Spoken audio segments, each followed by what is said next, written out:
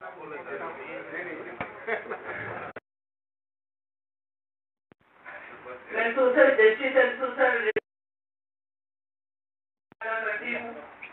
उन्होंने 30,000 bar association में बाबा साहब की जयंती को सेलिब्रेट किया है, क्योंकि बाबा साहब को इस देश के हर बच्चे को जानना बहुत आवश्यक है।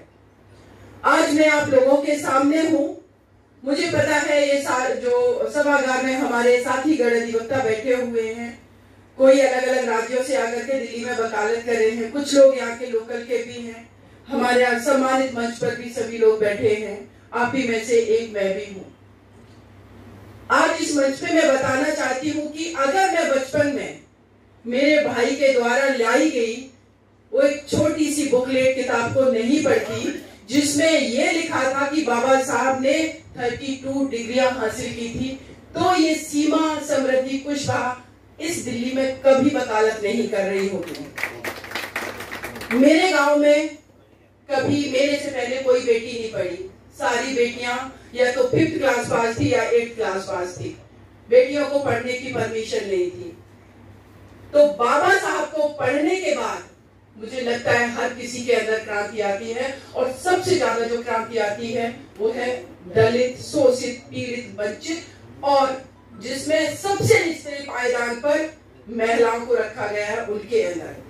आज मैं सभागार में देख रही हूँ, एक मोहतरमा वकील साहिबा बैठी हुई है, एक वहां पर बैठी हुई है, मतलब मुझे बताना पड़ रहा है कहाँ कहाँ बैठी हुई।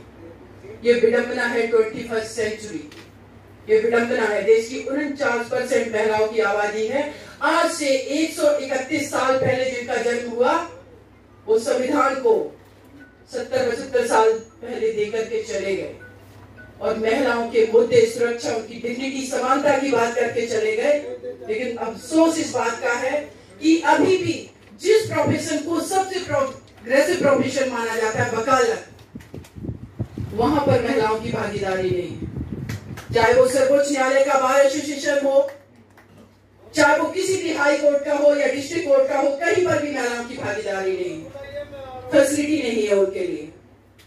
अगर आर्टिकल 15 सब क्लॉज 3 में स्पेशल प्रोविजन की बात संविधान में की गई है, तो स्पेशल फैसिलिटी आपको फीमेल को देनी पड़ेगी, क्योंकि डिस्क्रिमिनेशन भी उनके साथ हुआ है। अगर हम कानून के निर्वचनों की बात करें, अभी रिटायर्ड जस्टिस यहाँ पर जिन्होंने पीएचडी की हुई है SC/ST एक्ट में, उन्होंने डिस्कस किया जो अमेंडमेंट आया है लेटेस्ट। आप सभी को मैं बताना चाहती हूँ कि हाथरस में जो gang rape and murder case हुआ है, उस बिटिया का पिछले 1.5 साल से जो लखनऊ हाई कोर्ट है, उन्होंने स्टोमोटो कॉग्निजेंस लिया था।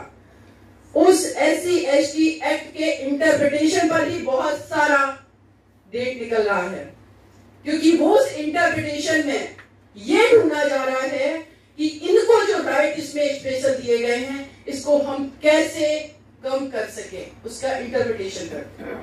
जबकि SC/ST एक्ट प्रिवेंशन की बात कर रहा है। अगर क्राइम हुआ तो इमीडिएटली जो ऑन ड्यूटी है उनको आपको सस्पेंड करना पड़ेगा, वो प्रिवेंशन की बात कर रहा है, वो सरकार पर उंगली खड़ी कर रहा है। लेकिन उस केस में अभी तक डीएम को सस्पेंड नहीं किया। तो इस प्रोफेशन में इसकी खूबसूरती ये है कि इस प्रोफेशन में काम करने वाले लोगों ने इस देश को आजाद कराया।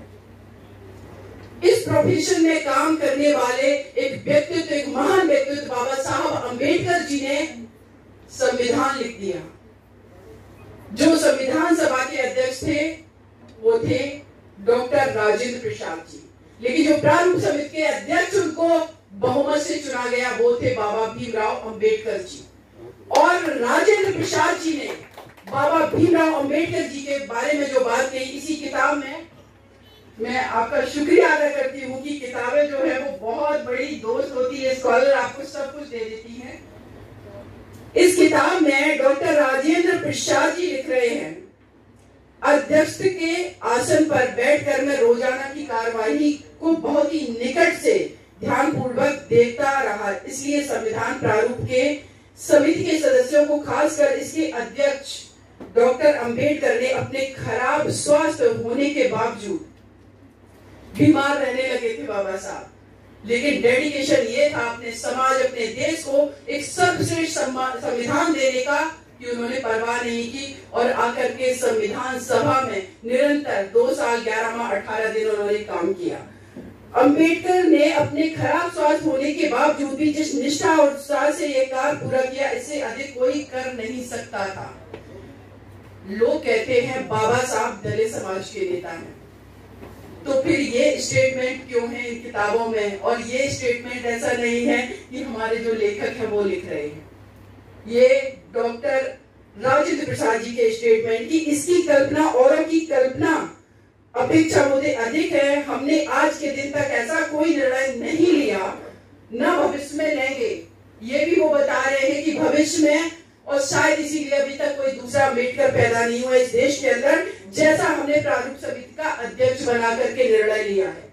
नेहरू जी ने तारीफ की, मुस्लिम नेता ताजुल हुसैन जी ने कहा कि संविधान निर्माण का श्रेष्ठ कानून मंत्री डॉक्टर अंबेडकर को जाता है। उन्हें विश्व के संविधानों और कानूनों का जिस तरीके से ज्ञान है इस देश में, बाकी में जब मैं सोचती हूँ कि अगर बाबा साहब ने इस तरीके का संविधान नहीं दिया होता, मैं देखती हूँ उथल पुथल हमारे पड़ोसी देश पाकिस्तान में, देखिए कोई भी सत्ता वहां पर 4-5 लोग सत्ताएं चलाते हैं, इंस्टीट्यूशन ISI भी चलाती है, वहां का जो मार्शल लॉ है वो भी चलाता है, और सत्ता 5 साल नहीं चलती है।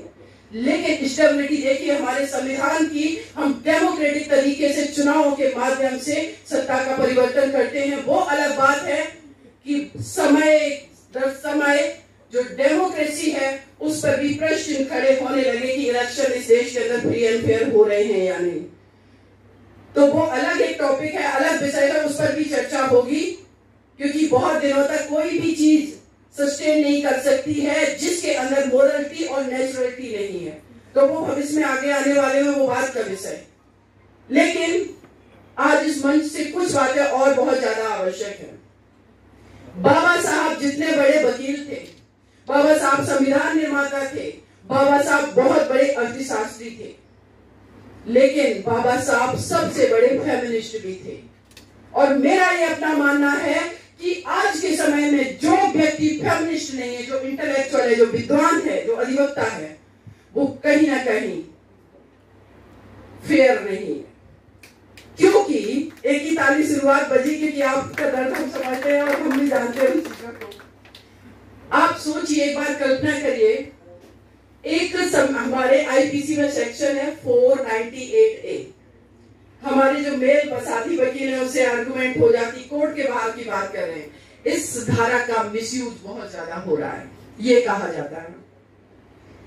उसमें कहा गया कि कोई व्यक्ति ससुराल जन का शारीरिक, मानसिक, भावनात्मक अगर शोषण करता है तो वो एक क्राइम करता है 498A में। लेकिन हमारे पूरे सोसाइटी का स्ट्रक्चर देखिए, कानून बहुत प्रोग्रेसिव है, लेकिन रियलिस्टिक ग्राउंड पर आज के समय में दहेज एक बहुत बड़ी बुराई है। एक बेटी की शादी में अगर उसके पिता ने ठीक से खाना नहीं बनाया और जब वो बेटी ससुराल जा रही तो उसको कहा जा रहा है कि खाना ठीक नहीं था। हमारे बेटे की, पहली बेटी की शादी में जंजीर, जो सोने की गोल्ड की चेन है, वो थोड़ी ज्यादा मोटी थी। That is the cruelty, mental cruelty. अगर इस तरीके से इनका कानूनों का इंटरप्रिटेशन होने लगे तो मुझे लगता है इस देश का 70% मेल पर्सन जेल में होगा। लेकिन सोसाइटी में जो चीजें हो रही है उसको आप जस्टिफाई करते हैं। कानूनों का सही मायने में इंटरप्रिटेशन यह होना चाहिए, क्योंकि इस देश की ही मैं बात नहीं करी, पूरे वर्ल्ड की बात करी हूँ। अभी रशिया और यूक्रेन का युद्ध चल रहा है, आप लोगों ने न्यूज देखी होगी। वहां पर मैं सुन रही हूँ कि यूक्रेन की महिलाएं जो है अपने बाल छोटे करा रही हैं, क्योंकि उनके लंबे हेयर देख करके लोग अट्रैक्ट होकर के उनके साथ रेप करते हैं। ये पूरे भारत ही नहीं, पूरे विश्व की विडंबना है। एक जेंडर जिसको हमेशा सेकंड जेंडर कहा जाता है, वो फर्स्ट जेंडर नहीं हो सकी। जिसने फर्स्ट जेंडर को जन्म दिया, जिसने पुरुष को जन्म दिया, वो पुरुष फर्स्ट जेंडर बन गया और महिला सेकंड जेंडर बन गई। सिमोन द beauvoir, फ्रांस की राइटर, उन्होंने किताब लिखी स्त्री उपेक्षा। अब इन सारी चीजों पे अगर बात की जाए, चूंकि मैंने ये बाबा साहब का फेमिनिस्ट होने वाला जो एक टॉपिक है उसको इसलिए चुना क्योंकि मुझे पता है, और बाबा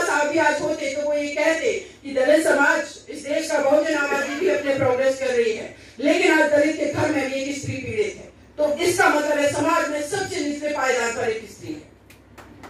यही आज इस मंच से मैं कह रही हूँ। माननीय सर्वोच्च न्यायालय के chief justice of India Ranjan Gogoi ji पर मोलेस्टेशन का आरोप लगाया एक स्त्री ने। इसका मतलब क्या है कि किसी भी पद पर बैठ जाने से कोई प्रोग्रेसिव नहीं हो जाता। रिटायर होकर के आज वो राज्यसभा के सांसद है, वो भी बात का विषय है। लेकिन मैं इस समाज का सच बताना चाहती हूँ आप लोगों को। मैं मेरे गांव में जब मैंने डिसाइड किया कि 8th क्लास के बाद 9th क्लास की पढ़ाई करने के लिए निकलूंगी, रोक दिया गया। कैसे पढ़ाई करने जाओगी? सुरक्षा का सवाल है, लड़की बहुत बोलती है। मैंने ऐसे वकीलों को भी बोला है ये कहते हुए मेरी पत्नी बहुत ही सुशील सभ्य है। भाई साहब, आपकी पत्नी सुशील सभ्य है, लेकिन आप एडवोकेट तब हो जब आप आर्गुमेंट करते हो, लॉजिकल हो, सवाल करते हो, गलत के खिलाफ खड़े हो। तो अपनी पत्नी को भी वैसा ही बनाओ, अपनी बेटी को भी वैसा बनाओ, उसको लड़ना फिरना डांटना सिखाओ। अगर वो लड़ाई मैंने वहां नहीं लड़ी होती अपने गांव घर में, मैं निर्भया के लिए कभी आवाज नहीं उठा पाती, मैं हाथरस प्रिया के लिए आवाज नहीं उठा पाती।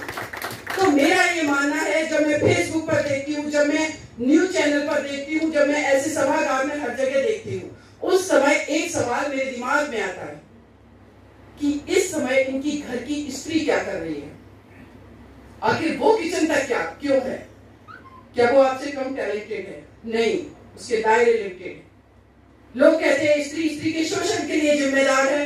मैं कहती हूँ कि एक पुरुष को पूरे जीवन भर के लिए, उसको बचपन से लेकर के उसको जवानी और 40 साल की उम्र तक किचन दे दी जाए, वो कभी बाहर वकालत या किसी प्रोफेशन की बात नहीं करेगा, क्योंकि उसका दायरा सीमित है। एक्सपोजर बहुत जरूरी है। आपके घर की स्त्रियां, हमारे घर की स्त्रियां कितनी न्यूज़पेपर पढ़ती हैं? आप मॉर्निंग में उठाइए। सर, ये बात है बोलना जरूरी है, क्योंकि इस देश की 49% की आबादी के ये राइट का सवाल सिर्फ नहीं है। आप सुनिए सर, आपको बता रही हूँ, आप सुनिए सर, आप सुनिए सर, आप एक मिनट मेरी बात सुनिए सर, आप एक मिनट मेरी बात सुनिए सर। ये बोलना इसलिए जरूरी है, मैं आपकी बात सुनूंगी डेफिनेटली।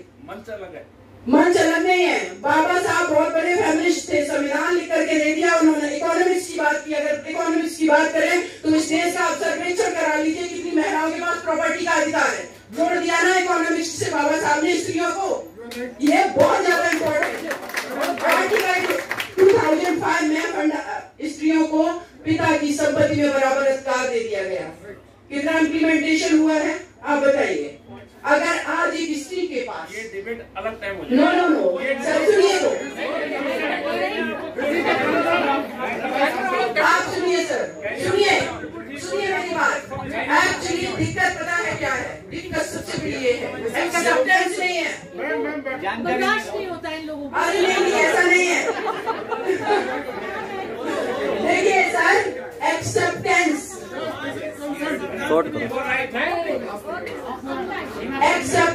एक्सेप्टेंस बहुत जरूरी है। एक्सेप्टेंस बहुत जरूरी है। आप लोगों के द्वारा बनाई गई 70 सदियों से स्त्रियां एक्सेप्ट करती आई हैं।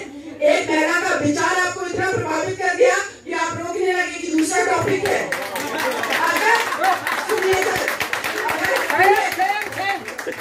अगर हम पूरे विश्व की स्ट्रक्चर की बात करें सर, इस पूरे विश्व की स्ट्रक्चर की अगर हम बात करें, आप बता दीजिए, इस देश की मैं बात कर रही हूँ, वेद, पुराण, रामायण, महाभारत समेत किसने लिखा? किसी स्त्री ने लिखा? नो, इंसान ने नहीं, किसी स्त्री ने लिखा क्या? नहीं लिखा। आप सुनिए, आप विश्व का पूरा स्ट्रक्चर, चाहे वो प्रथम विश्व युद्ध हुआ हो, द्वितीय विश्व युद्ध हुआ है, पुरुषों द्वारा क्रिएटेड की गई वैश्विक पूरी सत्ता ने मानवता को खतरे में डाला है। एक स्त्री कंपैशन की बात करती है, करुणा की। इसीलिए मैं आज कहती हूँ कि स्त्रियों की ओपिनियन क्या है, उसको पॉलिसी मेकिंग में, उसको सोसाइटी के स्ट्रक्चर में देना चाहिए और एक्सेप्ट भी करना चाहिए।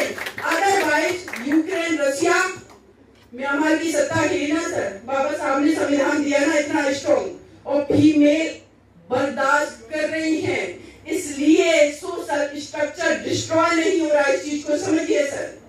अगर जिस दिन उन्होंने बिल्कुल आपकी तरह ब्लैक कोट पहन करके आपकी घर की बेटी, आपके भाई की बीवी, आपकी बीवी निकल आई, आपको शाम को घर पे खाना नहीं मिलेगा, ये समस्या हो जाएगी। तो इसीलिए तो आप जस्टिफाई करते हैं उन चीजों को, क्योंकि सर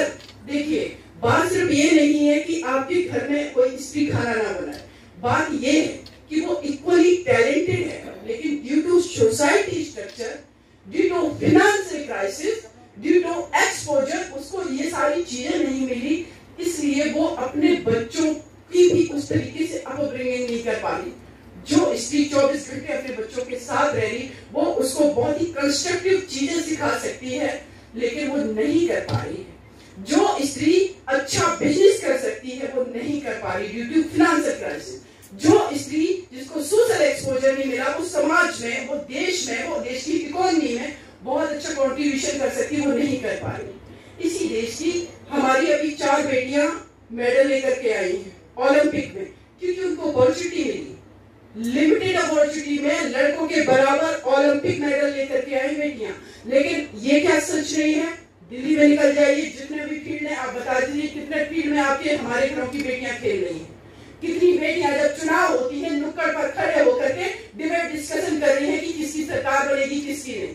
उन बेटों की वजह से, वो सिक्योरिटी की वजह से घर से भी नहीं निकल पा रही। इट मीन्स कि एक्सपोजर बहुत जरूरी है। इसीलिए मैंने ये बात कही है, और ये बात मैंने बाबा साहब ने जो संविधान में जो फेमिनिस्ट वो थे उन्होंने बात की, तो मैंने एक कदम आगे बात कर दी। देश की बहुसंख्यक आबादी में, इस देश में 49% महिलाओं की आबादी है, उनको इग्नोर किए बिना कोई भी प्रोफेशन जो है वो सफल नहीं हो सकता है। इसीलिए मैं कहती हूँ कि ग्राउंड रियलिटी है कि लोग डरते हैं कि हम जाएंगे, हमारी जमीन जायदाद बिक जाएगी मुकदमा करने में। माननीय सर्वोच्च न्यायालय के जब जस्टिस रिटायर होते हैं तो कहते हैं इसमें रिफॉर्म बहुत जरूरी है। इसका मतलब है कमियां हैं, और उन कमियों को एक्सेप्ट करके हमें सुधार करने की आवश्यकता है।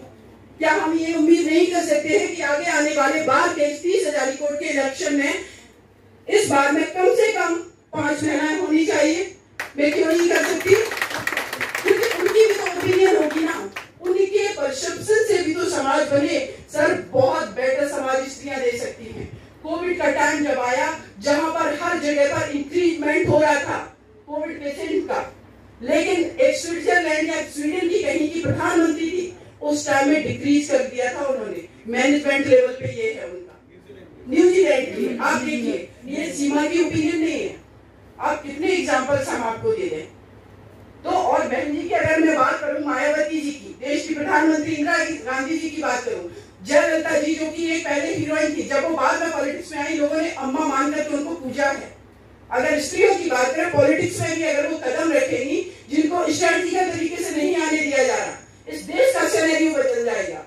करप्शन नहीं होगा, दंगा फसाद नहीं होंगे। कितनी महिलाएं जाकर के मॉब लिंचिंग कर रही हैं, कितनी महिलाएं आप बता दीजिए आज जो देश का सिनेरियो बना हुआ, कितना जा करके मस्जिद पर झंडा फहरा रही है, कितना रामनवमी पर बवाल कर रही है, नहीं करती है।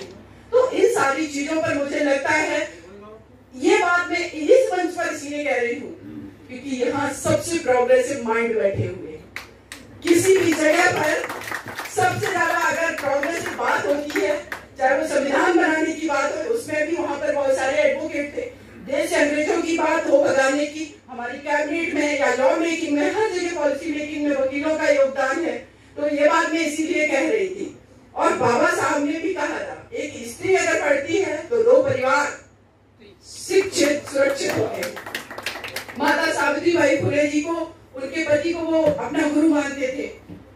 और एक सोचिए कि आज हम लोग जब जयंती किसी की सेलिब्रेट करते हैं, तो मेरा मानना है कि रियली में अगर आप उनको सच्ची श्रद्धांजलि देना चाहते हैं, वो शुरुआत अपने घर से होनी चाहिए। महात्मा ज्योतिबा फुले जी ने 9 साल की बच्ची थी माता सावित्रीबाई फुले जी, पढ़ा करके इस देश की प्रथम अध्यापिका बना करके प्रथम महिलाओं के लिए स्कूल खुलवा दिया। आज हम अपनी घर की स्त्रियों को 90% की बात कर रही हूँ, उनको मैं घर की 4 दीवारी से बाहर देखना पसंद नहीं करते। बताइए कैसे कोई आपके घर की स्त्री एक स्कूल खोलेगी, कैसे प्रोग्रेस से बात करेगी? जबकि आज दोस्तों 21st सेंचुरी में मुझे लगता है इस देश में अभी तक 5-6 तो प्रधानमंत्री महिलाएं हो जानी चाहिए थी। लेकिन ये ड्यूटी जो सोसाइटी का स्ट्रक्चर है, तो इसको सर एक्सेप्ट करिए, हम सब एक्सेप्ट करेंगे। महिलाएं बहुत प्रोग्रेसिव के साथ साथ जेन्युइन भी है, बहुत बेटर करेंगी। और आज मैं अगेन कहूंगी कि बाबा साहब जो कि महान क्रांतिकारी, महान विचारक, महान अर्थशास्त्री, महान फेमिनिस्ट थे, सीमा उनके चरणों में नमन करती है। और मैं चाहूंगी कि उनके सिद्धांतों पर मेरे देश का बच्चा बच्चा चले जाने, क्योंकि वो संविधान जो समता मूलक समाज की बात करता है, उस संविधान का हर किसी को जानना बहुत जरूरी है। अगेन इस मंच का शुक्रिया, आप सभी लोगों का बहुत बहुत शुक्रिया। और सर आपने जो क्वेश्चन किया था और चीजें मैंने बताई उसके लिए आपका शुक्रिया। Thank you so much.